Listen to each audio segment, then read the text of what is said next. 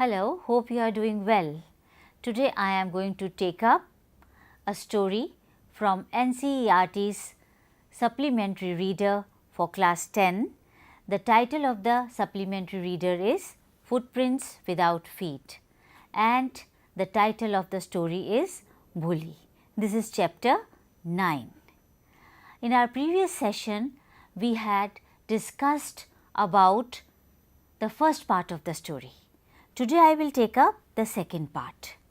Now before I begin with today's session, I take up the second part of the story.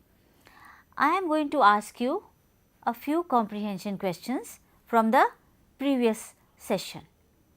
To recapitulate, are you ready? My first question is, does Bholi enjoy her first day at school? Have you noted down the answer in your notebooks? I am sure you must have. Bholi was afraid at first. Yes, of course, we all know that. She had many apprehensions. She even wept when her teacher asked her the name. She sat in a corner and watched everyone. She did not talk to anyone. Soon, the beautiful pictures on the classroom wall attracted her attention. When she saw that there were many other girls, she began hoping that they would become her friends too. The gentle, kind and loving manner of her teacher made her comfortable. She grew hopeful and began looking forward to her new life by the time the first day ended. Thus, although initially she did not enjoy it, but by the time she went home, she had liked her school. Okay, and the next question is, does she find her teacher different from the people at home? Though we are not told directly, but let us see. Bholi had been a neglected child at home. She was never bathed, nor her clothes washed. She was criticized and everyone made fun of her, but she found her teacher to be entirely different. Her teacher did not make fun of her ugliness and her stammering. Rather, she encouraged her tenderly. Her affection deeply touched Bholi's heart. So, this was in the first part. Let's begin with this part now. Open your books on page 58. I am going to discuss this part with you. The years passed. The village became a small town. Naturally, every village grows. The little primary school became a high school. Isn't it good for Bholi? Otherwise, her father would not have sent her to the city to complete her education. There were now a cinema under a tin shed and a cotton ginning mill. The mail train began to stop at their railway station. One night after dinner, Ramlal told his wife that he was going to accept Bishambar's proposal for their daughter Bholi. His wife said, Bholi will be lucky to get such a well-to-do bridegroom, a big shop, a house of his own, and I hear several thousand in his bank. Moreover, he is not asking for a dowry. That's right. But he is not so young, You see, till now when we are being told that he has lots of money, he is ready to marry Bholi, we feel things are all right. But now we will come to know that the things are not all right. He is not so young, almost the same age I am, that is what his father is telling. And he also limps. Moreover, the children from his first wife are quite grown up. So, what does it matter? The wife replied, 45 or 50. It is no great age for a man. We are lucky that he is from another village and does not know about her pockmarks and her lack of sense. If I don't accept this proposal, she may remain unmarried all her life. Yes, but I wonder what Bholi will say. They are not concerned about Bholi's wishes. and they still think she is dumb. She has been going to school and she has studied, and they are getting her married off to a man twice her age. This is sad, this is unfortunate. Let us see what happens then. What will the witless one say? She is like a dumb cow. You see, as I told you in my last session, that the title of the story was The Dumb Cow, but here it has been changed to Bholi. But there are references, where they are calling her a dumb cow, which is certainly not right. We should not give names to anybody. This is wrong. And then the father, Ramlal, says, maybe you are right, she would not know, and we will get her married off to this man, and that is the end of the story. But in the other corner of the courtyard, Bholi lay awake on her cot, listening to her parents' whispered conversation. Now finally the marriage day has arrived. She didn't say no. She didn't probably had the courage, or she wanted her parents to be happy. Bishambar Nath was a well-to-do grocer. He came with a big party of friends and relations with him for the wedding. A brass band playing a popular tune from an Indian film headed the procession, with the bridegroom riding a decorated horse. Ramlal was overjoyed to see such pomp and splendor. He had never dreamt that his fourth daughter would have such a grand wedding. Is it a grand wedding, do you think? What is your opinion? Note it down. You can share your opinion with us, with your teacher and with your friends, right? And that is how, we come to a consensus on concerns, social concerns, that this is not the right thing. Bholi's elder sisters, who had come for the occasion, were envious of her luck.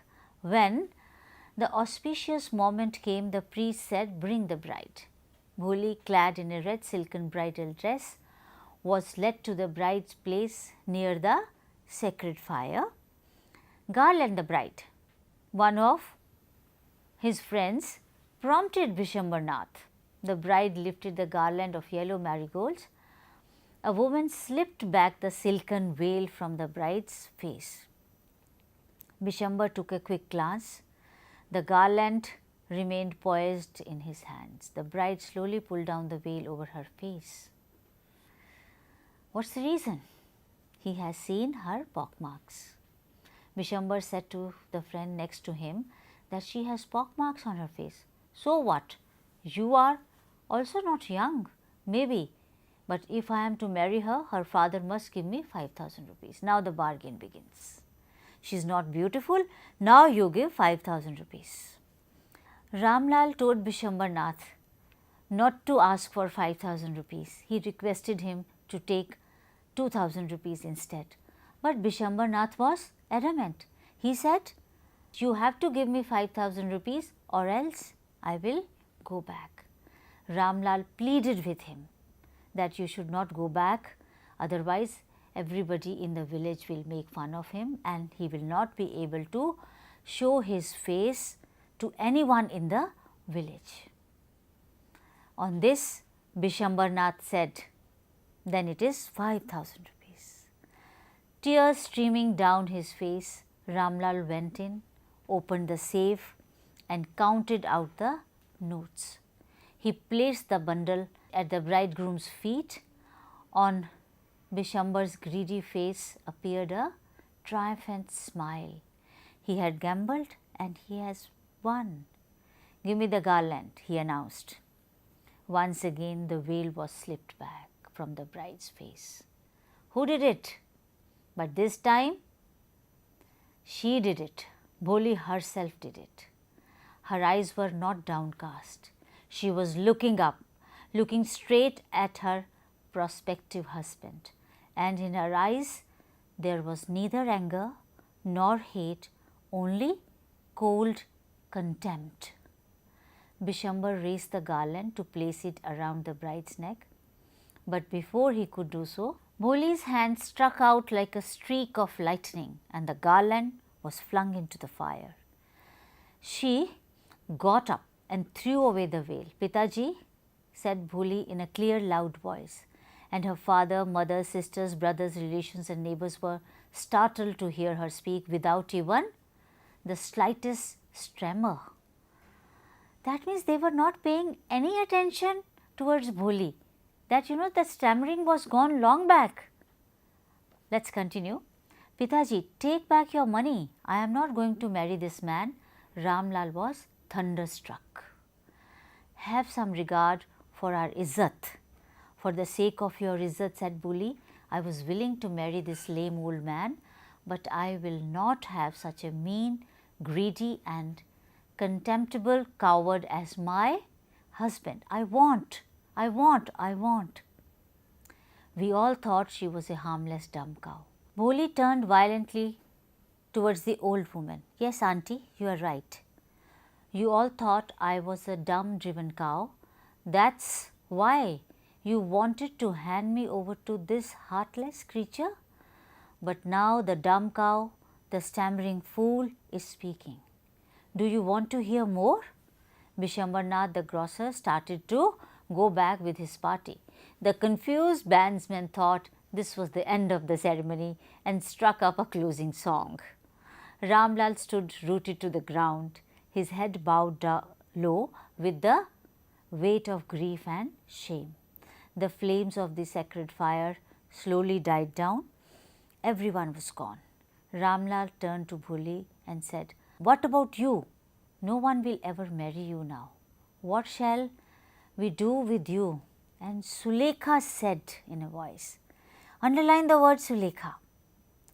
Remember, in the first episode, I had asked you to underline the word Sulekha. We were introduced to Sulekha in the beginning of the story. And now at the end of the story, once again, we are being introduced to Sulekha. Why Sulekha? She is beginning a new chapter in her life. She is going to write her own fate. And Sulekha said in a voice that was calm and steady, Don't you worry, Pitaji. In your old age, I will serve you and mother, and I will teach in the same school where I learnt so much. Isn't that right, ma'am? The teacher had all along stood in a corner watching the drama. Yes, Bholi, of course, she replied, and in her smiling eyes was the light of a deep satisfaction that an artist feels when contemplating the completion of her masterpiece. Underline these words. See, A.K. Abbas was an artist himself. He was a writer, but he was associated with the film world, art world, and that is the feeling he must have got when he concluded the story, a masterpiece.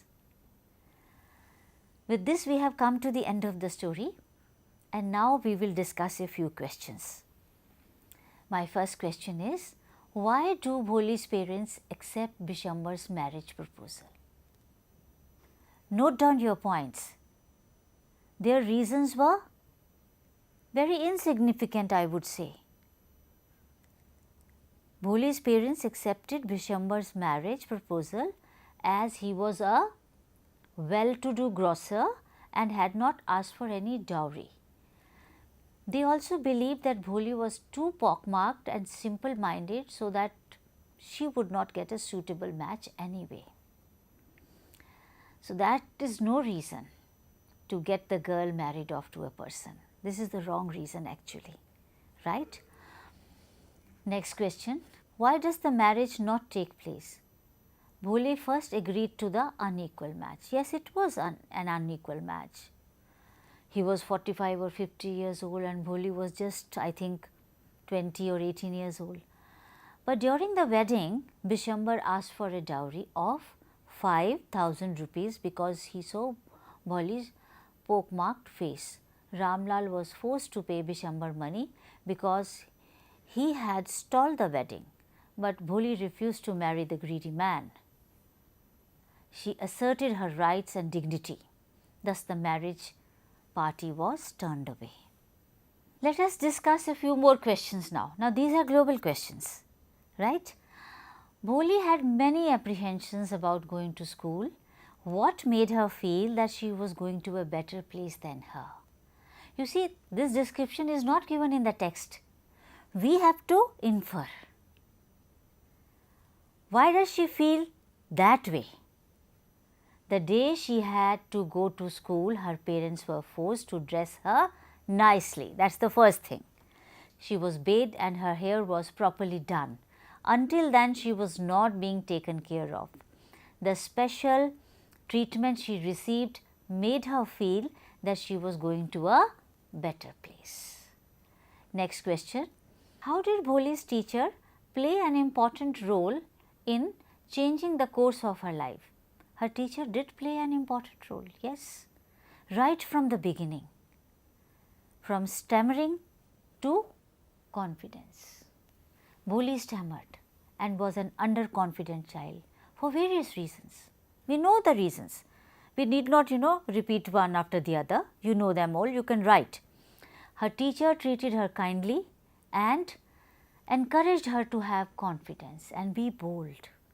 She taught her to read and write and made her an independent girl who was aware of her rights. Thus, she changed her life. My next question is, why did Bholi at first agree to an unequal match? Why did she later reject the marriage? What does this tell us about her? Bholi agreed to the match at first in order to fulfill her parents' wishes. Later on, she rejected the marriage when the bridegroom asked for dowry. She couldn't stand that. This tells us that Bholi was not a timid or a dumb girl. She was aware of her rights. She also knew how to fight for her own dignity and feared no one. And that is what is required for all of us, for all the girls. Next question. Bholi's real name is Sulekha. We are told this right at the beginning, but only in the last but one paragraph of the story is Bholi called Sulekha again. Why do you think she is called Sulekha at that point in the story? The word Bholi means a naive or a simpleton, but by the end she grew confident and stood up for her rights. This indicates that she was going to start a new chapter in her life. She is going to write her own destiny, Sulekha. After her education, Bholi had really transformed into Sulekha, and her assertion at the time of her marriage is her announcement to the world that she is no more a Bholi, but she is Sulekha. The word Sulekha stands for being a literate, intelligent and mature individual in the story. Now, some more global questions for you. Bholi's teacher helped her overcome social barriers by encouraging and motivating her. How do you think you can contribute towards changing the social attitudes illustrated in this story? I think we all can contribute in our own ways. We must not discriminate between different genders. All should be given equal rights and opportunities to grow, to study, to work. We must also learn to respect those who are differently abled, and we should treat them at par, right? Next question. Should girls be aware of their rights and assert themselves? Should girls and boys have the same rights, duties and privileges? What are some of the ways in which society treats them differently? When we speak of human rights, do we differentiate between girls' rights and boys' rights? No, we certainly don't do that. All are equal in the eyes of law, but society treats them differently. And we need to check that. We have observed that parents spend more on a boy's education than that of a girl, though things are changing now. Awareness is coming. right? But a lot more needs to be done. Therefore, Government of India is still having posters like this, Beti Bachao, Beti Padhao, educate the girl child. Therefore, they wanted to bring this awareness among everyone. A girl is just trained to be a wife and mother. Boys have special privileges in matters of food also, career and freedom. But things are changing, though gradually. Girls must be aware of their rights. To exercise them, they must utilize their education to preserve their self-reliance and dignity. They must be ready to demand their due and even fight for it if the need arises. Now, the next question, are you ready? Why does the teacher have a smile of deep satisfaction on her face at the end of the story, Bholi? Teacher is very happy. Why is she happy? She did not say anything. She was happy that education has shown its results. Education has given confidence to Sulekha. Let us find some solutions. I am giving you a question. You have to think and give me the solutions. Write it, share it with your teacher, with your friends, and you can share it with us also. We would love to receive it. Now, my question to you is, Bholi's story must have moved you, I am sure. Do you think girl, child is not treated at par with the boys? What can we do to address this? Ask all your family members to contribute a suggestion. You can then share these ideas with your classmates. Ask all family members. Okay, you can even ask your relatives, your neighbors.